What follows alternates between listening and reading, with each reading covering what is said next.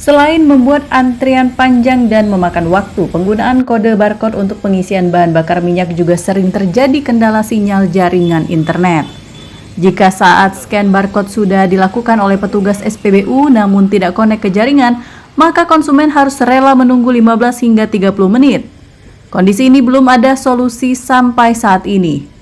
Miris, konsumen yang memang bisa menikmati BBM bersubsidi harus rela membeli BBM non-subsidi jika memang keperluannya mendesak dan tidak bisa menunggu.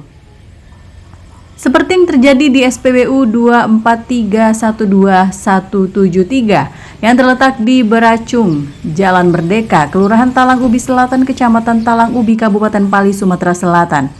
Pengawas lapangan Rido mengatakan ini sudah sering terjadi dan konsumen harus menunggu karena sudah melakukan scan barcode.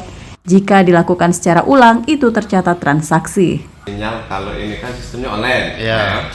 Itu tergantung dari sinyalnya. Kalau sinyalnya bagus, dia tidak kayak itu. Kalau sinyalnya galak gangguan, dia kayak itu kayak kita scan, dia barcode-nya keluar dewek. Itu kita lapor dulu ke Telkom. Biasanya kayak itu. Otomatis itu kan terganggu loh konsumen. Solusi dari ini sendiri gimana nih? Apa dibiarkan saja apa gimana nih? Kita lapor ke Telkom dulu. Kita minta perbaikan dari Telkom. Itu kayak.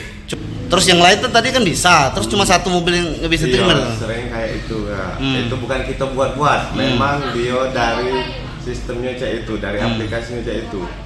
Itu juga tidak galak kak, lambat uang, antrian panjang, itu bukan kemauan kami. Memang kendalanya dari sinyal. Jadi solusinya belum ada, suruh tunggu aja gitu? Iya, suruh tunggu. Itu udah pasti 15 menit tunggu? Iya, 15 menit kak. Dia soalnya kalau sudah scan itu dia kalau kita scan ulang, dia keterangan transaksi di situ. Ya, kita lapor ke Telkom dulu.